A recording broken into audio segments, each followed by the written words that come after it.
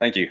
Appreciate that. They ask us to write our own biography, so autobiography means automatically there's lies in there. So you take whatever you want out of there.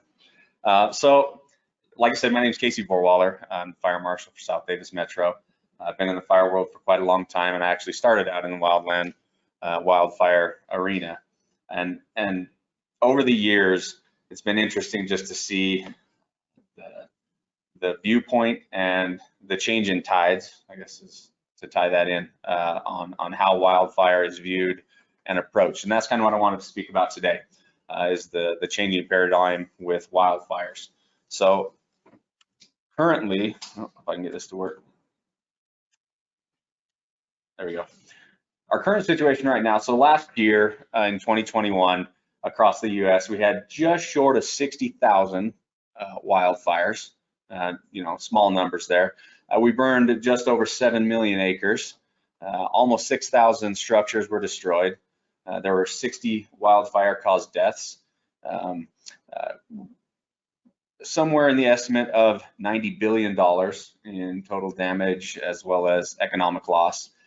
And the crazy thing is, in the middle of December, in the middle of the winter, in Colorado, just outside of Denver, we had a major wildfire when there should have been snow on the ground instead, that took out more than 1,000 structures. That is not something that I thought I'd ever see, but that's definitely something that happened. That wasn't very long ago. And in fact, they had a fire only a couple miles away from that spot yesterday. Evacuated 19,000 people. 8,000 homes were at danger. Luckily, the winds finally died down and they were able to get on top of it, and it's mostly contained now. Not something I thought we'd be dealing with in the middle of Colorado in the middle of winter, but it is now. And in fact, this year already, most people don't think fire season has really started yet, but it definitely has. Maybe not so much for us yet, for now, but elsewhere in the country it has. So far this year, we already have a little over 12,000 wildfires that have happened, which is about 3 times as many as we normally have by this time of the year. Over 300,000 acres are gone. More than 60 structures are gone. There's already been 1 death from wildfires, and who knows what the cost is going to be this year. It seems to climb every single year.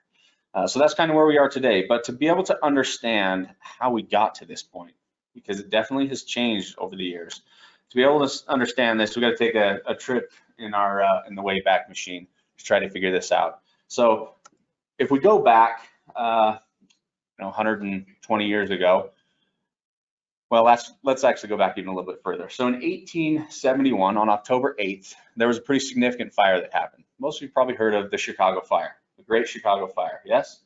Great Chicago Fire was a pretty big deal, and most everybody learned a little bit about that. Miss O'Leary's cow knocked over a lantern. She was milking it, started the entire city on fire. It was a pretty big fire. Had about 150 people that died in that fire. On the exact same day, there was actually a more significant fire that happened that none of you, I'm gonna bet that none of you have ever heard of it. And it's called the Peshtigo Fire. And it was actually near Green Bay, Wisconsin. So the Peshtigo Fire, exact same day, but a little bit different situation. It burned about 1.2 million acres in a couple of days. It had over 2,500 deaths, and it was actually what triggered Congress to actually start thinking about, well, maybe we need to create some kind of department, some kind of division to look at our wildlands and our forests. So that was 1871, and luckily the federal government moved swiftly. So 34 years later, they established the Forest Service, 1905. Teddy Roosevelt got it together and they established the Forest Service. Forest Service was initially pretty small, as most departments start out. And so they weren't well staffed, and they were more looking at how are we going to control the timber industry a little bit better and things like that. Their focus really wasn't so much on wildfire. It had been 34 years since they had this major fire that started the whole thing. But then 5 years later, there was another major fire. This major fire was called the Big Blow Up. Now this took place August 20th and 21st. It covered parts of Washington, the panhandle of Idaho, and into Montana. Now, the big blow up fire was a massive fire. In fact, it was many fires that became a massive fire. In the short span of 2 days, there were 1,736 fires that all started in close proximity to one another. Along with that, they had hurricane force winds. Now, part of the winds were from atmospheric weather, and part of it was because fire creates its own weather. Once a fire gets big enough, it creates incredible force winds. So this led to 3.5 million acres getting burned. 85 people died in that fire. It was so bad they were sending trains into towns to try to evacuate people, and trains were just barely getting out as the fire was following them out of the area. I'm sure it felt like war. I'm sure it was a terrible thing. So 3.5 million acres gone. More importantly, at least economically, it burned up 7.5 billion board feet of timber. All of this happened within 48 hours. 2 days, all this took place. How many of you kind of paid attention a little bit to the Dixie Fire that happened last year in California? Massive fire, right? The Dixie Fire was 980,000 acres. 980,000 acres. So this was 3.5 times the size. The Dixie Fire also took 105 days to burn 950,000 acres. This took 2 days to burn 3.5 million acres. This thing was moving. It was a very terrifying fire. Because of this fire and because of all that board feet of lumber that was now gone, it very much impacted the U.S. timber industry. At the time, the entire U.S. production of lumber was 35 billion board feet. Well, this was 7.5 billion board feet gone. That's 21.5% of the entire U.S. production of timber gone in 2 days. That really opened up Congress's eyes. They figured we can't have that happen again, or we're going to be in a world of hurt. At this time, timber was huge. Everything was expanding out west. They needed wood to build houses and so forth. And so this had a huge economic impact. So because of that, the Forest Service changed their tactics.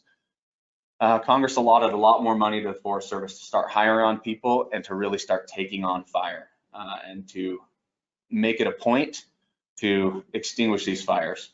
And so a number of the people who had actually helped to try and fight the big blow up fire were then put into leadership in the Forest Service. And they put into play something called the 10 a.m. rule. They implemented the 10 a.m. rule. And what the 10 a.m. rule was, any wildfire, as far as they were concerned, any wildfire should be extinguished by 10 a.m. the day after that it was found. Now, sometimes you don't find wildfires immediately. They're out in the middle of nowhere. It takes a little while before they get reported. But their rule of thumb was by 10 a.m. the next morning, we need to have them out. And that was their focus. And they were actually pretty good at it for a number of years, probably 50 years. That was the train of thought. If there's one, put it out. As fast as you can get it out, put it out. And so they did a great job with that. But that created a new evolution in our forests. Prior to that, our forests were actually pretty healthy. They actually, I'll get into this. The evolution. Okay, so 1909. This is what healthy forests looked like. You could actually stand on the edge of a forest or anywhere within the forest and see further into the forest. You could see a couple hundred yards into the forest. Trees were sparse, but they were healthier. And so this is what a healthy forest looked like at the time. Then they started to change how they fought wildfires. So it didn't happen overnight, obviously. This is 28 years later. The forest is still, it's not terrible, but there's quite a bit of new growth and a lot of those same aged growth starting to get thicker. So there's 38, 48. And they said, oh, maybe we need to actually do a little bit of timber work in here. So they got in there, cut down some of the old stuff so they could actually use it again, thinned it out a little bit, but it didn't last. 1979, thicker. These photos were all taken from the exact same point over the course of this time. And there's 1989. And it's gotten worse and worse and worse because this has been our tactic this entire time. Put them out as fast as you can get to them. when I started in the wildfire world in 2004, we didn't have so much of this forest stuff. I was down on the Arizona Strip. We had some of it in the mountain areas, but a lot of it was in the sage area. But even there, we'd be out in the middle of the Kaibab. It is literally the armpit of the universe. There's nothing out there. And we would have a fire start, and we would fly as fast as we could to get out there and put it out of sagebrush. We could have just let it burn. It could have burned for days and not gotten close to anything. But that was not the tactics that were used. It was get there as fast as you can, jump on it, and get it out. And that was very, very effective. It worked really well. Along with that, the Forest Service put into play probably the greatest ad campaign that has ever been seen on the face of the earth. Only you can, thank you, Smokey Bear was phenomenal. He did a great job. The problem with Smokey Bear is he probably should have said only you can prevent human-caused forest fires, because that's true. That's pretty true. But as far as the other ones, sorry, Smokey, we can't stop those ones. And so with all of that, our forests have seen an evolution to the point now where we have pretty unhealthy forests. I live in Francis, so when you go up and look at the Uintas, or even here on the Wasatch, there's a lot of beetle kill. Our forests are so thick that it's really easy for beetles to move from tree to tree and just take out giant swaths. So we've got a ton of standing dead, right? We've got a lot of fallen dead. Along with that, you know, there's federal regulations about going in and taking anything down. Our forests are not in a good way right now. We have a lot of old growth. There's no room for the new growth. And so right now we're in a bad way. The other problem that we've had, and this is a little bit more recent problem, is that of urban sprawl. Anybody recognize where this might be? So we've got this isn't a long time difference, but you got a few years between these. 1997, there on the left, that's what the area looked like, and there it is in 2021. Anyone? No? Very good, Traverse Mountain, that's right. That is the view from that exact point in Traverse Mountain where they've gone in and we've built in the wildland area. Now this hasn't just happened there, this has happened everywhere. I'm there at Bountiful, North Salt Lake, Centerville. We've pushed up into the mountains too. We have nowhere else to go. We've built everything out on the flat. We can either go higher with high rises or we can go higher up the side of the mountain. We chose to go higher up the side of the mountain. And so we're building communities in areas previously that were wildland areas that oftentimes did get burned over with wildfires. And now we're building our homes there and trying to figure out why our homes are catching on fire. California is a great example. They've built so many homes. I was out there last year for a bass fishing tournament, and I was blown away. It was out at Clear Lake, and as we drove through, it was beautiful forest. I mean, it was amazing. But as we drive through the forest, I'd look in, and there were houses everywhere in there. I couldn't believe how thick the houses were. They were as thick as the trees were, just kind of speckled out through there. And luckily, we're not at that point yet. But as we keep continuing to sprawl out into the wildland area, that's exactly what we're doing. And California is really seeing the repercussions of building in their wildland area, as we've all seen. So now we get to the Marshall Fire. This is the one that happened on December 30th, so just a few months ago. The crazy thing with this fire, not just that it happened in December in Colorado, this fire was not in wildland area, not the way that you would think. This was actually quite a ways from the mountains. This was in an area with rolling hills. The hills aren't very big, but it had some open space. They were kind of grasslands that I think were planned to be developed. This fire came in, and it was a very windy day. They had some serious wind going on. And this thing started and it took off and it tore through this community. It tore through these homes so quickly that it was all people could do to get out because of how fast this fire moved. And oftentimes when we think of wildland fires, we think of cabins. We think of the houses on the mountainside that are actually catching on fire, the ones that are getting destroyed by wildfire. But it's not always just that. I talked earlier, there's already been 60 plus houses gone this year. None of them were in mountainous areas down in Texas and things like that, where we're talking more grasslands and things like that. So even flatland areas that are populated are at risk. So this picture is interesting. The sad thing about this picture is oftentimes people think the fire department is going to be able to take care of us. They are going to save me. If there's a fire coming, the fire department, especially if they're close, they'll protect my home. There's where the fire department was. That's exactly the location. It's right there by the community. In fact, I don't think that fire station's not there anymore either. And so sometimes the reality of it, fire department's not going to be able to, we cannot protect every home. It's not possible. We'll talk a little bit more about that. So where do we go from here? Okay, we're back. We come back on the Wayback Machine. Where do we go from here, from this point? Let's talk about some of the things that we know. Well, we know that it is getting hotter. Talked a little bit about climate change. It is getting hotter. We're seeing that here. And because it's getting hotter, things are getting drier. And the conditions now are perfect. They're ideal for wildfires to take off. And we're seeing that more and more and more. The fires that we're seeing are big, and they're pretty devastating fires. The intensity of those fires is insane. The other thing that we know that fire is an essential and natural process, right? This has been Mother Nature's way of renewing forests since forests began. These fires go through, they take out a lot of the old growth. They'll take out a lot of the dead and dying trees, and they'll clear out the forest floor for new growth to come up. They put nutrients back into the ground. They create the perfect environment, the perfect conditions for a healthy forest regrowth. Well, we jumped in there and we put these fires out as fast as we can.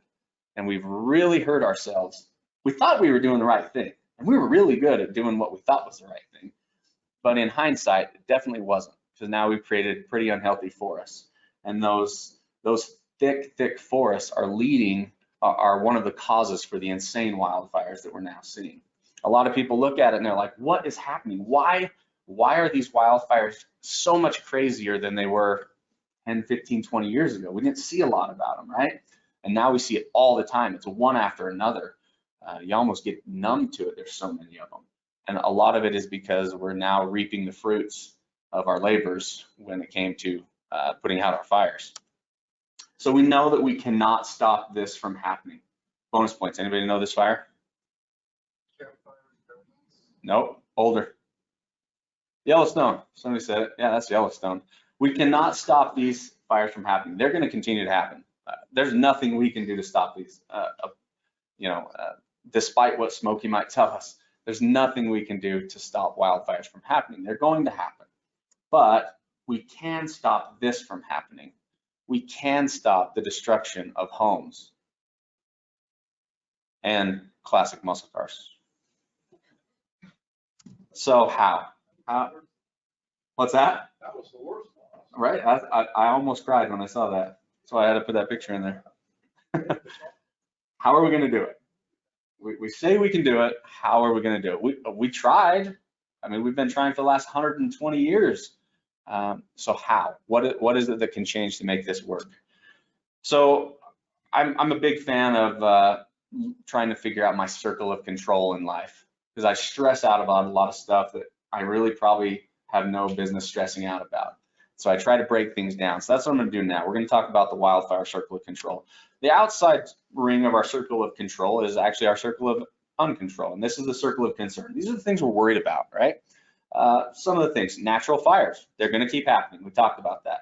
Short-term climate change, it's happening, it's warming up. There's nothing we can do about it in the short term. Overgrowth in the deep forest, that stuff way back that we worked so hard to put those fires out and it never got renewed. It's thick, and we don't have enough people, we don't have enough equipment, we don't have enough money to get deep back into the forest and thin that all out. We can't do it by hand. It's not possible. Looks like this is one of my older ones. And then, other things to worry about, like gamma bursts that take out our electrical grids and things like that. Things that we're not going to be able to do anything about, right? Okay. Our circle of influence. These are the few things that, we might have a little bit of sway in, but they're nothing that we're going to change single-handedly. So this one we're talking, your long-term climate warming. There may be something we can do about that. We're getting a lot more electric vehicles. That might help with it, things like that. The overgrowth in the nearby forests. These are actually not the stuff right close to all the homes, but maybe back in there a little ways. That's stuff that maybe we can actually tackle that. Maybe we can get some people back in. Maybe we can do some prescribed burns and get back up in there and try to do something with it. And then the national wildfire approach reform. That's something we can't control what's going to happen across the country, but we can control what's going to happen here. And that leads to our circle of control. And this is things that we have direct influence over. Human-caused fires, we absolutely have direct control over that. Every one of those can be stopped, guarantee that. We have control there. Overgrowth in the WUI. The WUI is the wildland urban interface. That's where our homes meet the forest or the wildland area. When I say forest, I should say wildland because it's not always just forest, but that's where the urban meets wildland. Okay, and that's a very, very important barrier. And then requirements for how, where, and of what structures are built. That's something that we definitely have influence over. And then local wildfire approach reform. These are the things that we can actually control and where we need to focus our efforts. So there's a wildfire domino effect that kind of takes place. So our first domino is the severe weather conditions. We have it. There's nothing we're going to do about it. It is going to stay that way at least for the near foreseeable future. There's nothing we can do about topography. That's not going to change, nor can we control the weather. So those are some of the things where we don't have any control, but it is a domino. That domino leads to insane wildfires. The wildfires have gotten so much more intense and so much more drastic than they have been in the past. Now, granted, in 1910, they had a pretty bad one, right? 3.5 million acres. But what we're seeing now, we haven't seen in a long, long time. The wildfires are they literally are blowing up.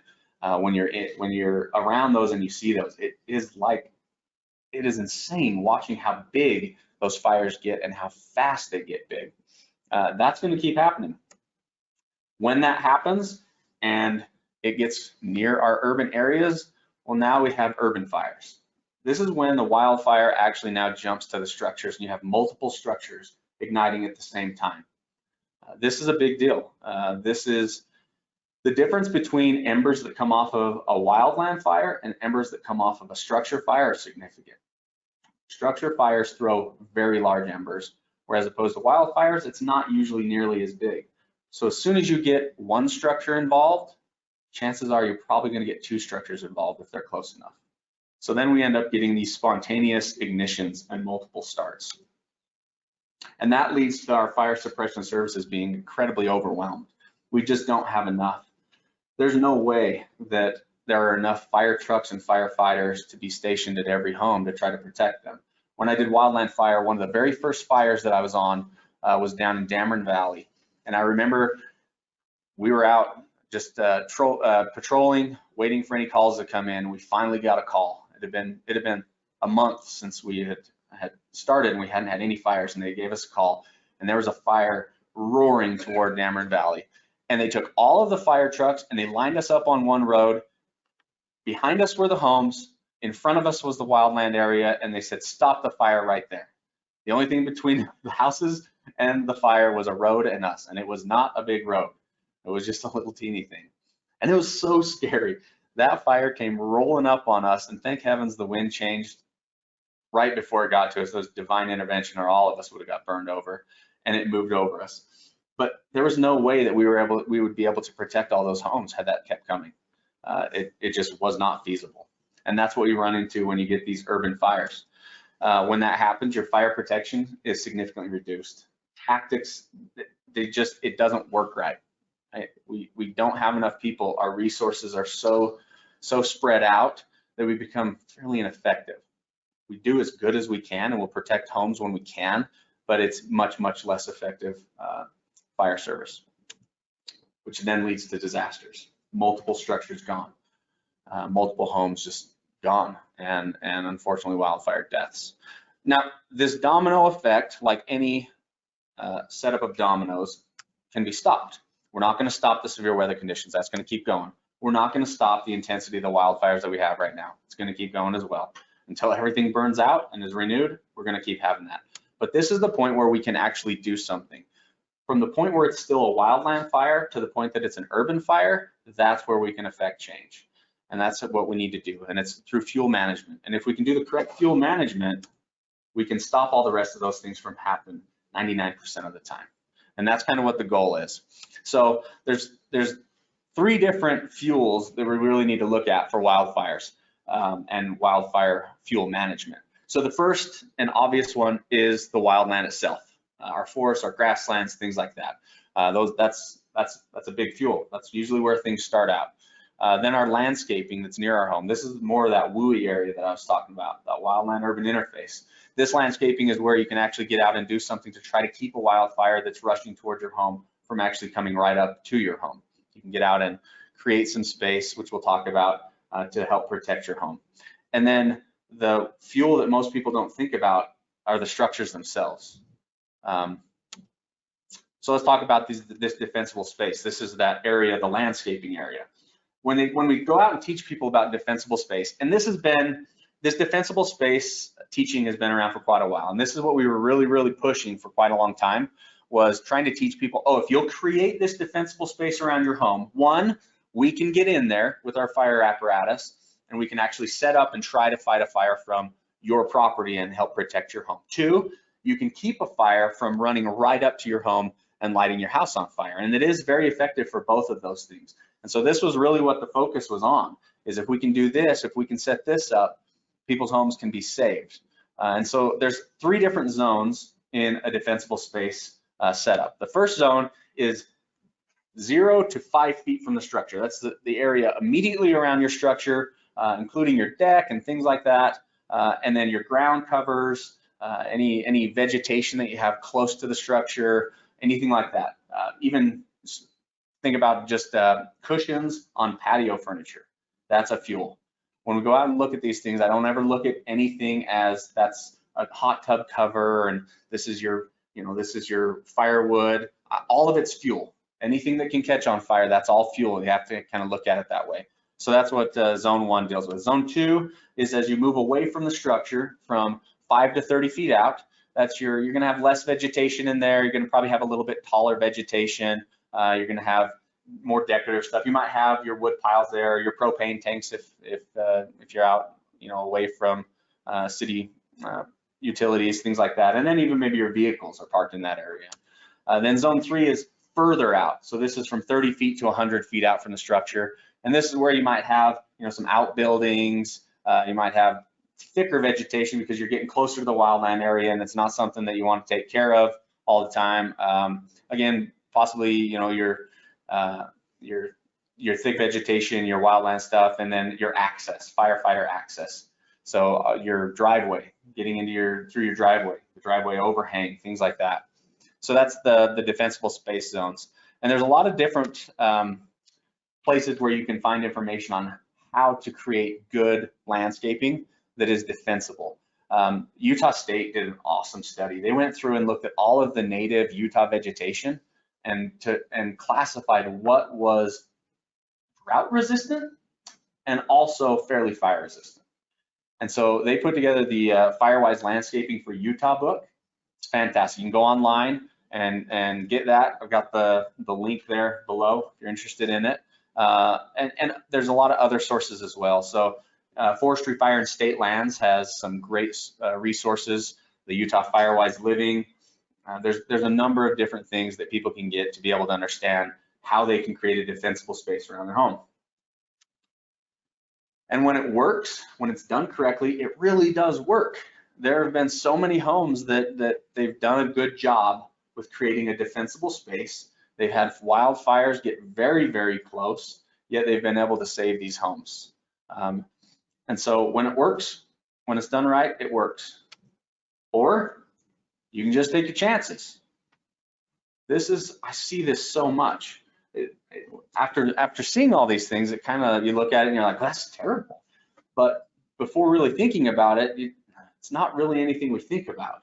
And I think a lot of people build in areas where they don't really think about it. I had somebody come into my office last week and they wanted to build really high up on the bench to where fire service wasn't going to be able to get to them. Their water flow was going to be terrible, but it had beautiful views, wonderful views, $1 million views. Like, yeah, and it's kindling. So it's something that most people don't think about, but it's something that we probably should start thinking about.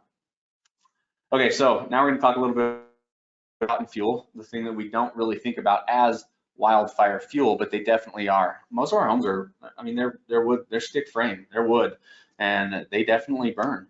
And so we're going to talk a little bit about how structures ignite in a wildfire. So there's 3 different ways that a structure can catch on fire in a wildfire scenario. The first is direct flame contact. This is where the fire actually, you have terrible defensible space, and like those houses we saw a minute ago, and the fire just runs up right to your house and takes it out. Direct flame. Doesn't happen that often, honestly. Direct flame usually is not the cause. You also have radiant heat. Something, if you have an outbuilding that then catches on fire, it can put out enough heat if you have combustible sidings to actually catch your structure on fire and then move from structure to structure that way. But it usually have to be pretty close for that radiant heat. It dissipates pretty quickly over space. So that's not very common either. But embers are definitely common. This is our biggest enemy when it comes to wildfire, is embers, and not just embers, but ember storms. So this picture looks extreme, it really does. That is a lot of embers in a very short space and time. But I can tell you, having been in wildland fires, this definitely happens. I talked a little bit earlier about wildfires. They kind of create their own wind, and they really do. I was on a fire in southern Utah where it was the Square Mountain, and it was a massive smoke plume that went up. And this fire went on for, I think we were on it for 4 or 5 days. The smoke plume got so high and so heavy that the atmosphere that it was in couldn't hold the weight of it up anymore. And the smoke plume literally fell through the middle of itself. So all of the weight, all of the ash, all of that fell right back into the middle of the fire. And it picked up every ember that it could find and blew it out. And it blew out. We had spot fires 3 miles from the center of the fire. And we had ember storms, but it doesn't take a crazy situation like that. These ember storms can actually happen. They happen in every wildland fire. So there's a research facility out in South Carolina that they do a lot of different research, insurance research stuff. They blow houses over with wind and all kinds of fun stuff. Well, they did some wildfire testing as well. They got a pretty awesome facility where they can actually build buildings within a building and control the situation. So they did some awesome wildfire testing, and we'll watch this video on it if I can get it to work. Oh, can we turn this thing up?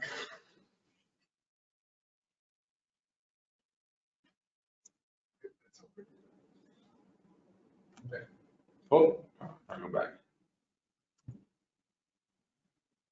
Out in front of a wildfire, there is often a blizzard of flying embers. Thousands of firebrands being propelled by winds that can reach more than 100 miles per hour. But it only takes winds of about 30 miles per hour to fuel a firestorm like this. The burning projectiles are mostly made up of the trees being consumed by the fire. Leaves, needles, sticks, twigs, and pine cones. That's what gives your structure. Up to 90% of the homes ignited by wildfire caused by a firestorm like this. We aim to recreate that feel, that whole sky full of embers in the lab to evaluate how things respond. Scientists at the IBHS Research Facility in Carolina simulate ember showers using a wall of 105 fans. Research engineer Dan Gorham says the homes in their studies caught fire in spots where embers were able to accumulate. Maybe 1 and then 5 and then 8. Maybe 2 of them get blown away, but then 10 more come and land on that spot. So this essentially pile of embers start to kind of self-heat and continue to heat, and the accumulation of where the embers accumulate, and the fact that they accumulate is what results in that transition to ignition. Surveillance cameras caught this ember attack during the Cameron Peak fire last October. Accumulation led to small ground fires and eventually destroyed this cabin on Crystal Mountain. One of 224 homes destroyed in that fire. There is no such thing as the concept of a fireproof home, right? We can have this idea of resistance and resilience, but not fireproof. Gorham Forum says you can make your home defensible, and it starts by thinking about where those embers might accumulate on or near your home during a wildfire. All of those locations where debris, like pine needles and leaves, like to accumulate, those are the exact same places that embers accumulate. He also says to seal off any cracks and spaces in the siding, roof tiles, or vents. Homes can also be upgraded or built new with wildfire-resistant materials. In this experiment, half of a duplex was built with the latest wildfire-resistant methods: rock mulch instead of wood, non-combustible siding, multi-pane windows, and an enclosed eave. It resisted the ember shower while the side with the out-of-date build went up in flames. And to take the research a step further, they teamed up with Headwater Economics on a cost study. They found that building with wildfire-resistant materials in most cases was equal to a traditional build, and in some cases even cost less. And we're always advocating for the use of science as a justification for why we need to build resilient, and also acknowledging that building resilient doesn't have to. Meteorologist Corey Reppenhagen, 9 News. Okay, so the fire out in Colorado, the Marshall Fire, these embers, this ember storm type thing is what took all those houses out. Like I said, once a structure is involved, the embers that come off of those structures are much bigger. It's throwing larger chunks of fire at the next structure, essentially. And those homes were close enough together that one home led to the next home, led to the next home. But it wasn't just that they were all right next to each other. These fires jumped freeways. They moved a pretty good distance. If you pull up a Google map and try to look at where that fire burned, it's insane. It covered a lot of ground. It covered it very quickly. The wind was obviously a factor. So these embers were being blown all over. But what this study shows us is that those embers, they like to accumulate in specific areas. And if we can try to mitigate those areas, at least move fuels away from those areas, that's where we can actually affect a change. And so the idea is to create a wildfire resistant structure. The term in the wildfire service or in the fire service for that is hardening the home, hardening your home. And it's a fairly simple concept when you put yourself in the mindset of an ember. You're looking for anywhere you can get to propagate a flame. You want to keep heating up, you don't want to go out. And so if you can look at your own structure, or you can look at developments and figure out areas where the embers would be prone to gather in fuels, those are our areas that we need to worry about. Making the right choices. So some of the examples on this duplex that they built, one side had open eaves, one side had closed eaves. Those closed eaves make a big difference. The one picture showed the vent on the end of the house and all of the embers coming through the vent. That's a pretty big deal. If it gets up into your attic, it's fairly protected, and you get enough of them in there, it's going to light that attic up. So having mesh screens over that of a certain size, and then the type of siding on a structure is a big deal. There's fire-resistant materials that can be used. I know when I was with Orem, there was a community, there was a subdivision, I think it was in Provo, I can't remember exactly, but the HOA required people to have shade shingle roofs, and it was up against the mountain. But that was such a terrible idea. Why would you want to put shade shingle roofs on there? Well, because they look really nice, and they do look really nice. When they first get put on, 20 years later, they look terrible. But they are such a huge fire hazard too. And so, what structures or what materials you actually put on the outside of the home makes a big difference. And then, double pane windows. We don't see a lot of single pane windows anymore, thank heavens, but that makes a big difference too. If the fire gets close enough and it cracks that outside window, it can easily get in and light the interior on fire. Double pane gives you a little bit more protection. In fact, it gives you a lot more protection. Things like that. And then looking at our decks, what they're made out of, if debris can actually get under there and build up, that's a big problem. So creating that fire resistant home, it's fairly simple to do if we think about it from the get-go. There's also, maybe it's not a situation where we're building a new structure. Well, there's also ways that you can retrofit structures so that they can actually be hardened as well. I would say that this is probably even a bigger thing right now in our area than new construction, right? we already have a lot of structures that sit in the WUI area that are at great risk for fire. And there are ways that we can go in or that residents can go in and actually harden up their homes. That's a lot of what we've been teaching people now, is not just create defensible space, but also harden your home. The fire department is not going to protect every one of those homes, so your home needs to be able to protect itself. And that's the idea. If you can create a home that can protect itself from a wildfire because of what you've done to it, you may be able to come back to a structure after the fire's done. Okay, so now more into everybody in here's role. So what role should local government play in this? What part do we have to play? There's a few different things. So there's some different wildfire regulations that could be adopted. This is never a great topic that people want to talk about. There's never something that people are super excited about. More regulation, nobody wants to see it. But there are things that we can do to really help with this. And the first thing you need to do is take a look at your own area and figure out where your problem areas are. Identify what your problem areas are. Get in there and figure out, okay, where do I have homes that have really pushed up into the wildland area? Where do I have homes that are near open grasslands or even fields that just aren't taken care of? Identify those areas so you know where to focus your efforts. And then instead of recreating the wheel in each of your communities, maybe look at what some other communities have actually done to help with mitigating their own wildfire risk. There's a lot of things out there. There's Firewise communities through NFPA. That's wonderful. They teach a lot of things. Actually, a lot of the communities in California have taken pretty big strides on things that they can do. Imagine that. So there are things that are already being done that we can use those same ideas. And then figure out from your own existing regulations. Do you have regulations that promote wildfire resistant structures, or do you have regulations that promote those homes to burn? Do you have crazy things like shake shingle requirements? Do you allow people to build up in the area where fire apparatus can't even get to them? The grade's too steep. They don't have fire flow. They don't have the water access. We can't pump water up to them to do anything. If you have those, maybe it's time to take a look at those regulations and figure out what changes need to happen. And then get the public involved. That's probably the most important thing, because this can be a bit of a hard pill to swallow.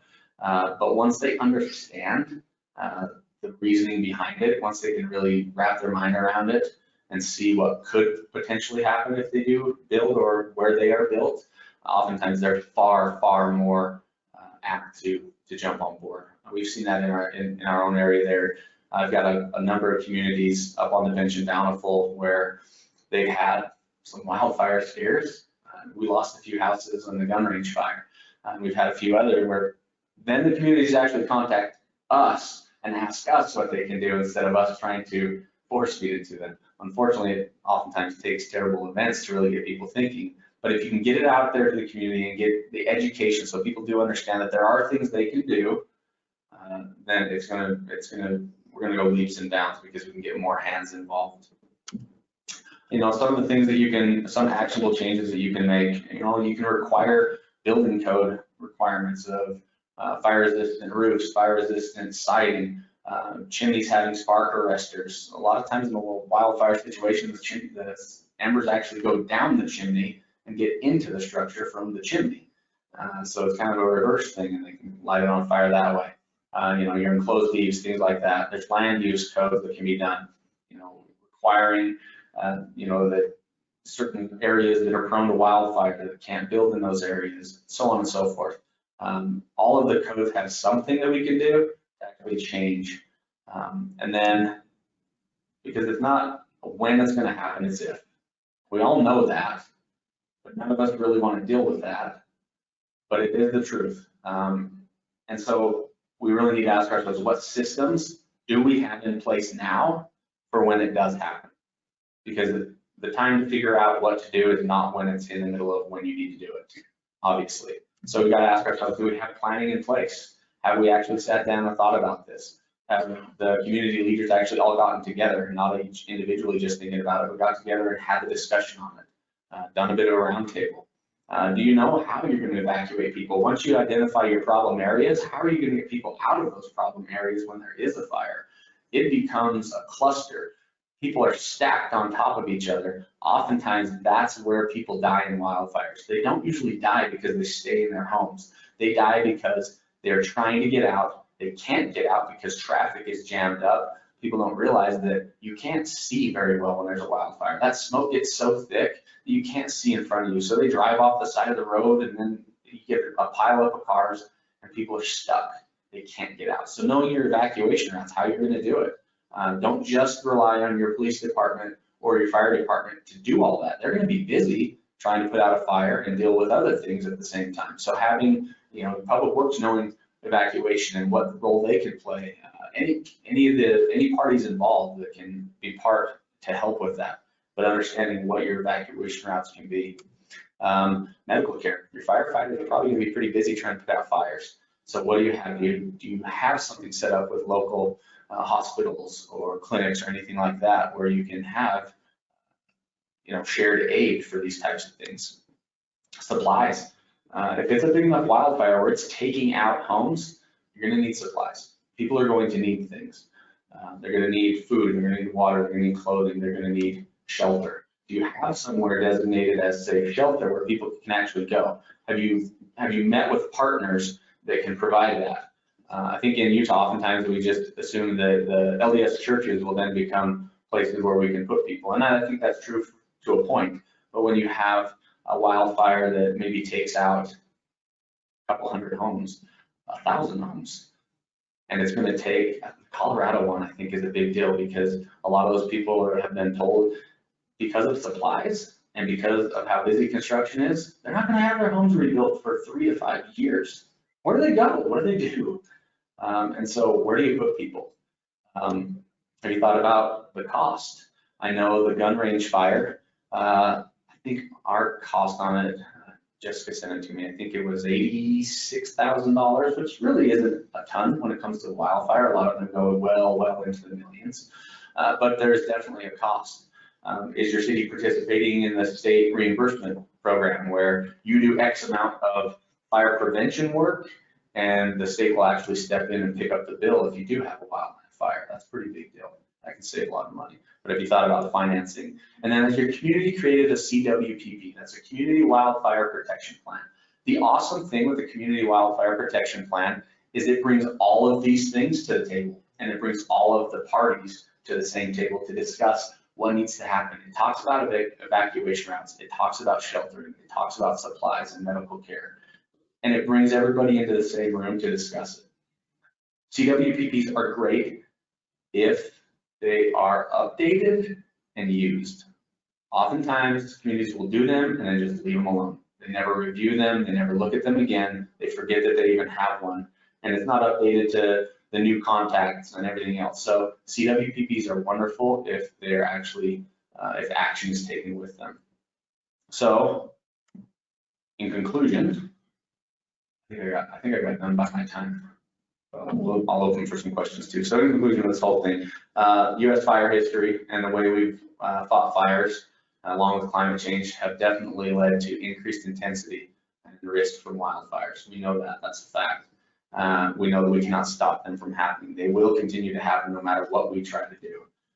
But we do know that we can stop building structures and stop building communities in areas that are destined to burn. We need to learn to live with wildfire and not just try to fight it constantly, because it is a losing battle. We will not win that battle all the time. Fire resistant homes and communities are possible, but it is going to take some effort. We got to buy into it. We got to invest in it to actually make it happen. And that's going to take both the public and local government playing a big role in that to actually make that happen. And I hope some of you are still awake at the end of this. Does anyone have any questions on wildfire stuff or thoughts on it? I covered everything. Yeah. Okay, good. What do you think about chemical filters? Yeah, I think in some cases it is it's a possible means to help. The chemical foam stuff, really, you're looking at if you're looking at direct flame contact, it's going to really help protect your home, right? I don't know how well it does for embers. And if you get a fire that starts at the base of your home because you have a lot of fuels around your home, I think that chemical stuff's not going to necessarily hold up for an extensive period of time. I think it's more made as a supplement. If you do your defensible space and you harden your home and you also have the chemical and a fire comes past you, it'll give it time, it'll give your home time for the fire to get past you. What he's talking about is it's a chemical spray that you actually, a wildfire coming your way, you get out there and you completely spray it all over your house. And it kind of puts a little bit of a coating on your home to try and keep your home from burning. So, good question. The next one was, what do you think about controlled burns? Right now in Utah, I just looked at it this morning, there are a whole bunch of controlled burns. They call them prescribed burns. Because controlled can be a misleading, give us a little bit of a misleading sense on it. I think they're incredibly important, incredibly important. Along with controlled burns is allowing natural wildfires, as long as they're not threatening structures, allow them to burn. Let them burn stuff out. And that's not something you're going to usually hear firefighters say is let it burn, right? Don't say that too loud. But it's the reality.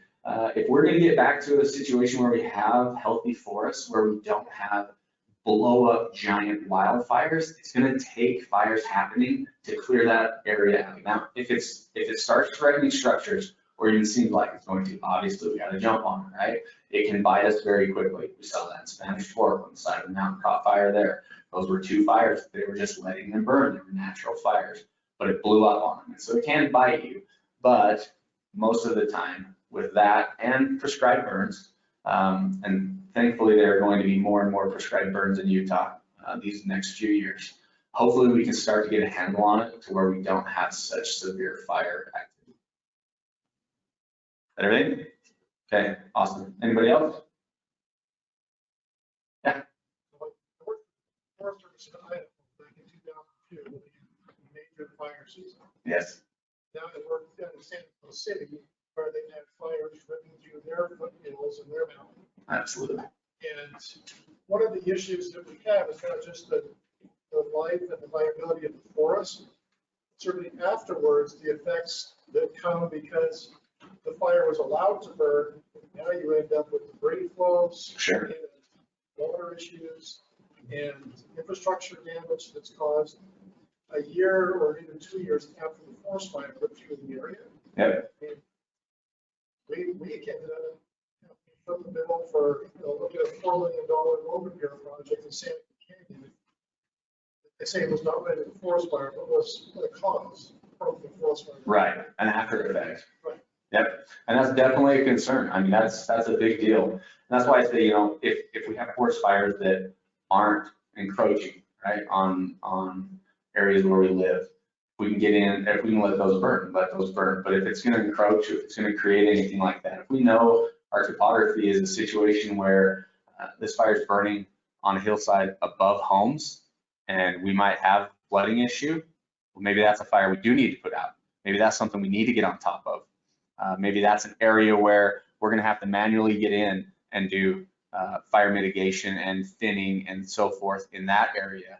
That's not one where we can let nature do its course. That's one where we actually have to do something. And that's when I say you need to identify your problem areas. It might not just be your area that's the problem. It might be the Forest Service area above your jurisdictions or your communities. Absolutely, I think that's a big deal, and that's why if we can plan it beforehand and look at all of those things, we've learned a lot from those, right? I mean, we've seen the effects. So if we can plan for those effects and around those effects, I think that's part of this entire equation of figuring out how to live with this and how to minimize our risk and our loss from these wildland fires. That's great. I appreciate that.